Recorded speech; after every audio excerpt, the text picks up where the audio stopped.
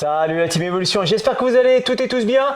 Aujourd'hui, comme tu peux le voir, je suis suspendu dans mon harnais. Je vais te parler d'une chose très importante, c'est le syndrome du harnais. C'est quelque chose qui est peu connu dans le milieu montagnard et aussi du côté des urgentistes. Donc, qu'est-ce que c'est que le syndrome du harnais? Tout d'abord, le syndrome du harnais, ça constitue une véritable urgence.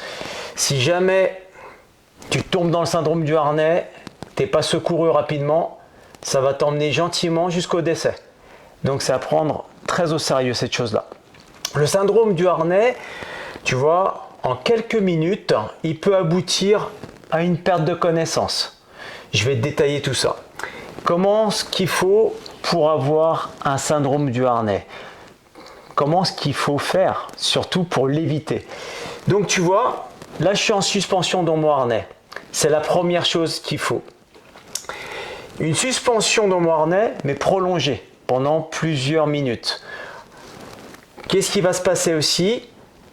Mes membres inférieurs ne bougent plus. Donc suspension dans mon harnais pendant plusieurs minutes, absence de mouvement des membres inférieurs. Ici, ça va coincer, le retour veineux en fait, le retour du sang jusqu'au cœur, ça va pas être normal, en fait le débit va être ralentir et puis tout doucement je vais aller vers le syndrome du harnais.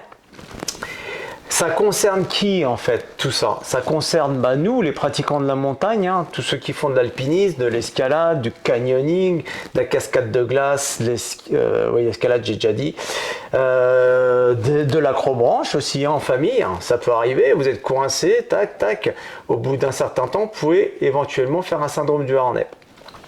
Ça concerne aussi les pros, donc tous ceux qui travaillent en hauteur, les cordistes, ceux qui sont en train de couper les arbres, qui mettent un harnais, les secouristes, les militaires, etc., etc. Je vais juste faire une petite parenthèse. Tu vois, quand tu fais de l'escalade, il faut savoir que tes cordes que tu utilises, ça doit être des cordes dynamiques, des cordes dites élastiques en fait. Et elles répondent à une norme, ces cordes. On a de la chance, parce que ça a été testé il y a quelques années en arrière, les normes pour ces cordes, tu dois prendre un choc lorsque tu fais une chute inférieur à 12 kN. Alors pourquoi? Parce que si tu prends un choc supérieur à 12 kN, tu tombes systématiquement dans les pommes. Et quand tu tombes dans les pommes, le syndrome du harnais, il va arriver très rapidement parce que tu n'es pas conscient. Donc, tu n'es pas conscient, donc tu ne vas pas bouger tes membres inférieurs. Tu vois, là, je commence à être inconfortable. Ça commence à faire mal au niveau du dos, mais au niveau des jambes aussi. Donc, quand tu es pris comme ça, quand tu es pendu dans le vide, dans ton harnais, ce qu'il faut faire pour éviter d'avoir le syndrome du harnais, il faut bouger un petit peu. Tu bouges un petit peu tes membres. C'est super important pour continuer à faire circuler le sang jusqu'au cœur pour que la circulation soit normale, entre guillemets. Donc, tu as bien compris, dans nos activités, la corde dynamique, celle qui est élastique, c'est primordial. Il faut vraiment l'utiliser. C'est celle que tous les grimpeurs utilisent et je t'invite à faire parce que sinon, il y a des graves conséquences en cas de chute. Les conséquences lorsque tu restes suspendu dans ton harnais, qu'est-ce qui va se passer? Suspension plus absence de mouvement des jambes inférieures. Le sang, comme je t'ai dit, ici tu vas voir, tu vas sentir que ça bloque. C'est comme si tu te faisais un garrot, quoi, entre guillemets. C'est un peu comme, je pourrais prendre l'exemple du robinet. Tu vois, quand tu ouvres le robinet dans ta salle de bain, si tu fermes tout doucement, le débit va être moindre. C'est ce qui est en train de se passer. Tu vois, il y a le retour du sang jusqu'au cœur qui est ralenti. Donc, qu'est-ce qui va se passer?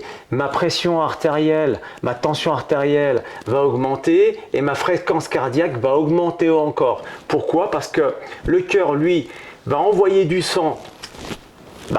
Il va l'envoyer un peu plus fort vers les membres inférieurs et résultat, le sang va stagner au niveau de mes membres inférieurs et là, il y a perte de connaissance. Donc, quand il y a une perte de connaissance, tu en as à peu près environ ça dépend des individus, pour 7 minutes. Et après, il y a le décès qui intervient. Donc, c'est pour ça que c'est bien de savoir que lorsque tu es en suspension dans ton harnais, bouge tes membres inférieurs pour que tu puisses faire circuler le sang. Parce que sinon, tu risques de provoquer un syndrome du harnais. Et là, c'est la catastrophe. Il faut que l'intervention soit rapide. Tu vois, lorsqu'il y a une personne qui est inconsciente et suspendue, il faut que tu saches intervenir et la ramener au sol. Lorsque tu vas la ramener au sol, il ne faut surtout pas l'allonger. Il faut la garder en station debout. Parce que sinon, le retour sanguin va se faire très rapidement au niveau du cœur et là, c'est la crise cardiaque. Donc, il faut faire ça en station debout. C'est très important. En même temps, bien sûr, tu auras appelé les secours et bien sûr, bien transmettre au secours que la personne est restée X temps dans le baudrier et peut-être éventuellement perdu connaissance. Donc il faut bien signaler tout ça aux urgentistes parce que même dans le milieu médical, des fois, c'est un petit peu, comment dire, il y a très peu d'études en fait sur ce syndrome du harnais. Donc il ne faut pas hésiter à transmettre cette information-là. Tu n'es pas médecin, mais tu lui dis que c'est ce qui vient de se passer, quoi. La personne était suspendue en l'absence de mouvement des membres inférieurs. On soupçonne un syndrome du harnais. Voilà, tu te la pètes pas, mais tu transmets, quoi. Et puis voilà, c'est tout ce que je vais te dire aujourd'hui.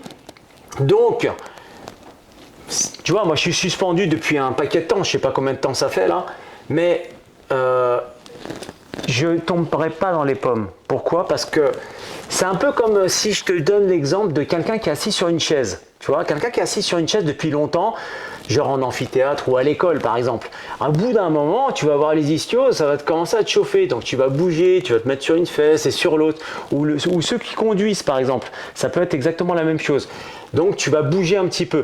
Instinctivement, tu vois, quand tu vas être dans un inconfort comme celui-ci, naturellement, tu vas avoir le besoin de bouger. Donc là, normalement, tu ne feras pas le syndrome du harnais, parce que tu vas faire circuler le sang. Mais si jamais tu es inconscient, sache que tu en as pour à peu près 7 minutes et après, il n'y a plus personne.